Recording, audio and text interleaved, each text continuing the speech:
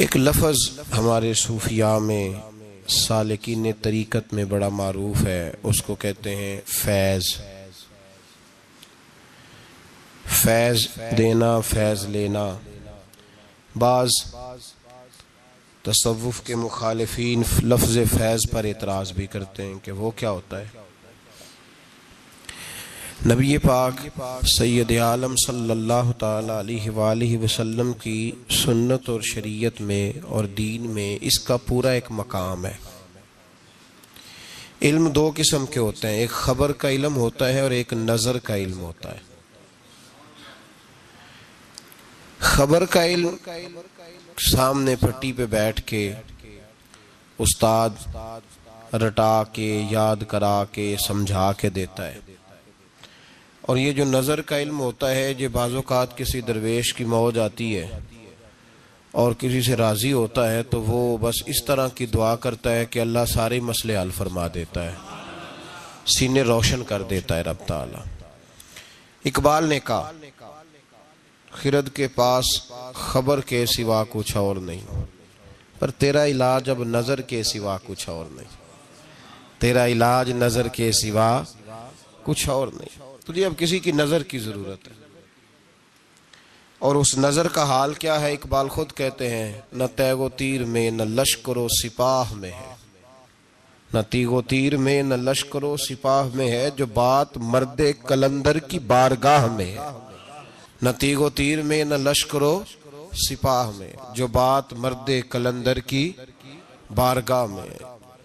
اس وظیفے پہ غور فرمائیے جو میں عرض کر رہا ہوں۔ سورۃ رحمان کے میں نے ابتدائی 2-3 کلمات تلاوت کیے۔ قریش مکہ یہ کہا کرتے تھے کہ نبی پاک صلی اللہ تعالی علیہ وسلم کو کوئی بشر سکھاتا ہے، معاذ اللہ کسی آدمی سے سیکھ کے آتے ہیں تو ہمیں آیتیں بتاتے ہیں آگے۔ اللہ کریم نے فرمایا الرحمن علم القرآن، فرمایا کوئی بشر نہیں سکھاتا، رحمان خود انہیں قرآن سکھاتا ہے۔ رحمان نے خود قرآن سکھایا۔ خلق الانسان، اور پھر میں نے اس انسان کامل محمد عربی کو پیدا فرمایا ہے۔ حضور امی ہیں۔ امی کا معنی معاذ اللہ بعضوں نے اپنی قرآن پاک کے ترجمے کیے تو امی کا معنی ان پڑھ کر دیا ہے، حالانکہ امی کا معنی ہے بغیر پڑھا ہوا، جو دنیا میں کسی سے پڑھا نہ ہو، جو پڑھ کے آیا ہو اسے امی کہا جاتا ہے۔ نبی پاک صلی اللہ علیہ وسلم کو خود رب کریم نے پڑھایا۔ حضور فرماتے ہیں میں نے اپنے رب سے ادب سیکھا ہے اور بڑا ہی پیارا سیکھا ہے۔ قرآن مجید نے کہا کہ محبوب کا تو یہ حال ہے کہ اب یہ اپنی مرضی سے بولتے ہی نہیں۔ رب فرماتا ہے یہ میرے نگاہ کرم میں رہتے ہیں۔ وما ينطق عن الهوى ان هو الا وحی یوحی، یہ اپنی مرضی سے کوئی بات نہیں کرتے، وہی کرتے ہیں جو رب انہیں وحی ارشاد فرماتا ہے۔ یہ علم ڈائریکٹ اللہ تعالیٰ نے اپنے محبوب کو عطا فرمایا۔ یہ قرآن مجید کی 2 جگہ سے میں نے سورہ نجم بھی پڑھی ہے، سورہ رحمان بھی پڑھی ہے۔ ہم آپ کو ہر چیز کی دلیل قرآن و سنت سے دیتے ہیں۔ تو فرمایا اللہ کریم نے کہ میرا حبیب اپنی مرضی سے بولتا نہیں، جب میں حکم دیتا ہوں تو۔ اب سنیے ترمذی شریف کی حدیث، نبی پاک علیہ السلام معراج کا واقعہ بیان کرتے، حضور فرماتے میں نے اپنے رب کا دیدار کیا،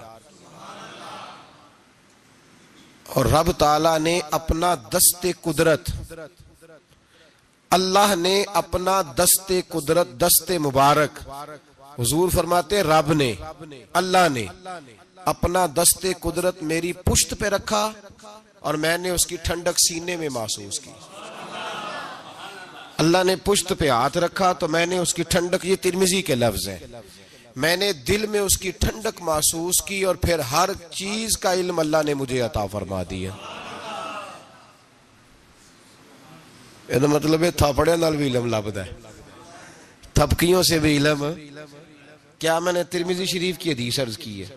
کتاب کا نام یاد رہ جائے گا؟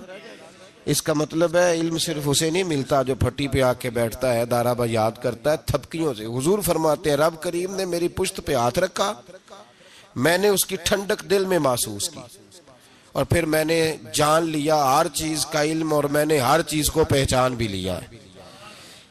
اب یہ وہ خاص فیض ہے، خاص یہ کام معراج کی رات ہوا، خلوت میں، تنہائی میں، اکیلے میں اللہ تعالیٰ نے اپنے حبیب کو خاص علوم عطا فرمائے۔ اب نبی پاک نے یہ علم، یہ اس کو کہتے ہیں سینہ بسینہ علم، یہ منتقل ہوتا ہے، یہ آگے تقسیم ہوتا ہے۔ نبی پاک صلی اللہ علیہ وسلم نے کہیں بھی کنجوسی نہیں فرمائی معاذ اللہ تقسیم کرنے میں۔ حضور علیہ السلام نے فرمایا اللہ تعالیٰ نے میرے سینے میں جو کچھ رکھا تھا میں نے نکال کے ابو بکر کے سینے میں رکھا ہے۔ پھر فرمایا یہ جو علی ہے نا، اگر میں شہر ہوں نا، علم کا تو علی اس کا دروازہ ہے۔ گویا میں نے اللہ کی دی ہوئی معرفت کا جو مکان بنایا ہے تو میں نے دروازہ مولا علی کو بنایا ہے، جو علی سے پیار کہے گا وہی آ کے مجھ سے فیض پائے گا۔ انا مدینۃ العلم وعلی بابھا۔ تو حضور نے اپنے غلاموں میں وہ علم بانٹا، نبی پاک نے اپنے غلاموں میں وہ علم بانٹا۔ حضرت عمر نے خواب دیکھا، کہا یا رسول اللہ